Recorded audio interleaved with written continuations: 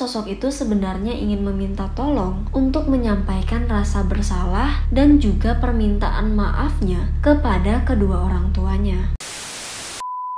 Hai guys, gimana kabar kamu hari ini? Oh ya, aku Olivia dan selamat datang kembali di YouTube channel aku. Buat kamu yang suka dengerin cerita horor, mistis atau kasus kriminal, kamu wajib banget buat subscribe YouTube channel ini karena aku akan update video terbaru 2 kali seminggu. Oke, di video kali ini aku akan kembali menceritakan cerita horor yang dikirimkan ke email aku. Nah, cerita kali ini dikirimkan oleh Mbak Rika, di mana dia menceritakan pengalaman menyeramkan yang ia alami beberapa tahun lalu ketika dia tinggal di sebuah perumahan yang berdampingan dengan TPU atau tempat pemakaman umum. Oh ya, sebelumnya terima kasih buat Mbak Rika yang sudah membagikan ceritanya dan mengizinkan aku untuk membacakannya di video kali ini. Gangguan mistis seperti apa yang dialami oleh Mbak Rika? Tanpa berlama-lama, langsung saja kita masuk ke ceritanya.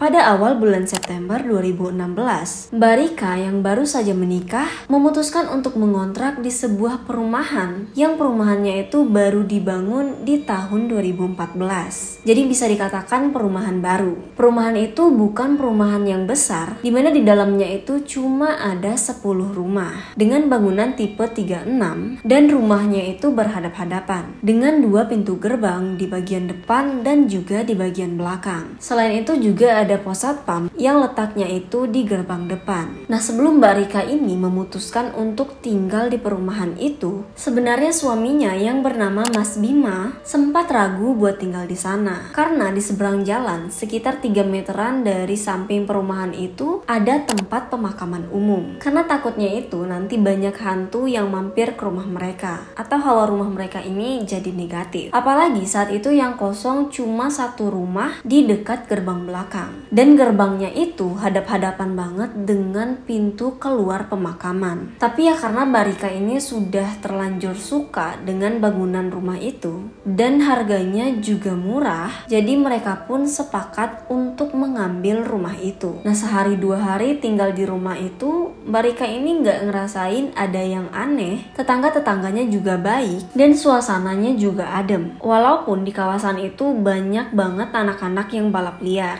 Nah, satu lagi yang bikin Mbak Rika ini merasa nyaman, satpam di perumahan itu ada 24 jam. Nah, seiring berjalannya waktu, setelah sekitar semingguan tinggal di perumahan itu, Mbak Rika mulai merasakan ada sesuatu yang aneh. Banyak benda-benda di rumah Mbak Rika yang berpindah-pindah sendiri. Kadang keran airnya nih dan juga kompor tiba-tiba menyala. Tapi kata Mbak Rika, selagi mereka tidak memperlihatkan wujudnya, ya nggak ada masalah. Sampai akhirnya suatu malam nih, Mbak Rika ini kebangun kira-kira jam 1-an. Karena haus, dia pun berjalan menuju ke dapur. Nah, pas keluar pintu kamar banget nih, Mbak Rika ini denger kayak ada yang nyapu di halaman depan karena suara sapu lidinya itu terdengar cukup keras. Mbak Rika pun mulai berpikir, aneh banget tengah malam gini ada yang nyapu. Karena Mbak Rika ini penasaran, diintiplah dari jendela ruang tamu. Pas dia ngintip, dia sama sekali nggak lihat orang di depan rumah dan suara sapu lidi tadi juga tiba-tiba hilang. Dengan sedikit heran, Mbak Rika pun melanjutkan perjalanannya menuju ke dapur. Nah, pas di dapur, dia lagi-lagi denger suara sapu lidi. Tapi suaranya itu kayak dari dalam rumah karena deket banget suaranya. Mbak Rika yang bingung, dia pun langsung cepet-cepet minum terus jalan ke ruang tamu karena asal suaranya itu dari sana. Nah, pas dia sampai di ruang tamu, dia sama sekali nggak lihat siapa-siapa di sana. Tapi yang bikin dia shock itu, dia lihat ada sapu yang tergeletak di lantai. Padahal Mbak Rika ini yakin banget kalau tadi itu nggak ada sapu lidi. Dan yang lebih aneh lagi, Mbak Rika nggak punya sapu lidi di rumah itu. Mbak Rika yang lihat itu sapu, dia pun langsung panik dan berlari ke dalam kamar. Tapi kejadian malam itu tidak diceritakan kepada Mas Bima karena takut diomelin, karena kan waktu itu yang kekeh buat tinggal di rumah itu adalah Mbak Rika. Nah, pada malam berikutnya nih, Mas Bima itu pulang kantor sekitar sekitar jam 11 malam. Suasana di kompleks itu bener-bener sepi dan gak ada lagi motor yang lewat. Nah, waktu Mas Bima ini turun mobil,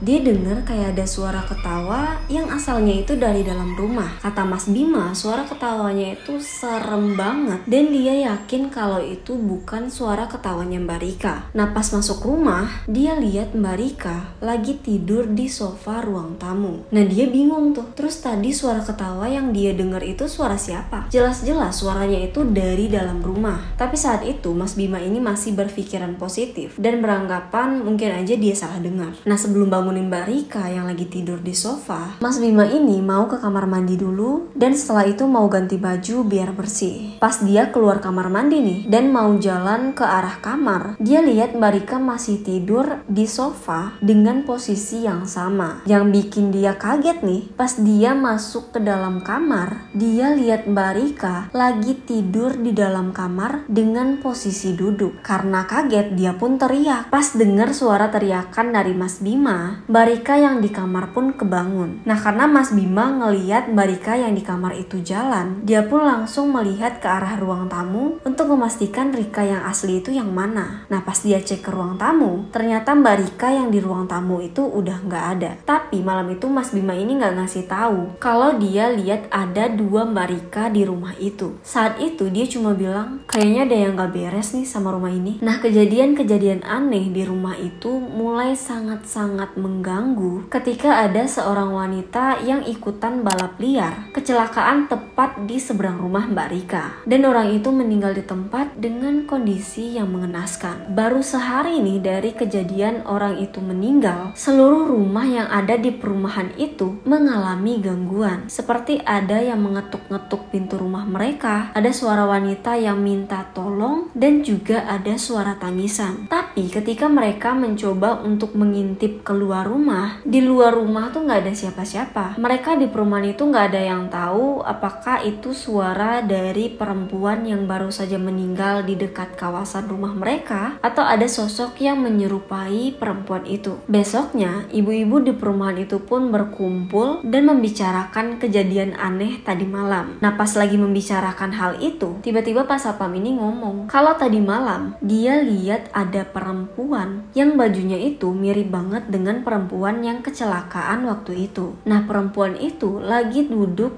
di taman kompleks. Seminggu setelah kejadian itu, di mana hantu perempuan itu masih sering mengganggu orang-orang di kompleks, Mas Bima ini ada kerja lembur. Mbak Rika yang sendirian di rumah, dia pun menelpon temannya biar dia nggak ngerasa sepi banget. Tapi ternyata nih, malam itu gangguan kembali terjadi. Tapi yang bikin Mbak Rika ini bener-bener takut, gangguannya itu bukan dari luar rumah, melainkan dari dalam rumah. Dimana Mbak Rika yang saat itu sedang duduk di ruang tamu sambil menelpon temannya, dia merasa ada seseorang yang lewat di belakangnya, yaitu dari arah dapur menuju ke kamar mandi. Mbak Rika yang penasaran, saat itu dia pun mengecek ke kamar mandi dan juga ke dapur. Tapi dia sama sekali nggak nemuin siapa-siapa. Pas dia kembali duduk di sofa ruang tamu, tiba-tiba lampu di rumahnya itu mati. Nah, pas dia lagi nyari-nyari lilin, teman Mbak Rika yang masih nelpon itu nanya, kamu ngetawain apaan sih? Serem banget suaranya. Nah, Mbak Rika yang ngerasa nggak ketawa pun bingung. Terus Mbak Rika bilang, ketawa apanya? Orang aku lagi nyari-nyari lilin. Di sini lagi mati lampu nih. Jangan bercanda deh. Teman Mbak Rika ini saat itu bener-bener yakin kalau itu suara ketawa. Dan suaranya itu bener-bener jelas di kupingnya. Waktu Mbak Rika ini selesai nyalain lilin, dia ngeliat ada yang lagi duduk di ruang tamu. Sosok itu pakai baju putih dan rambutnya panjang, duduk membelakangi Mbak Rika.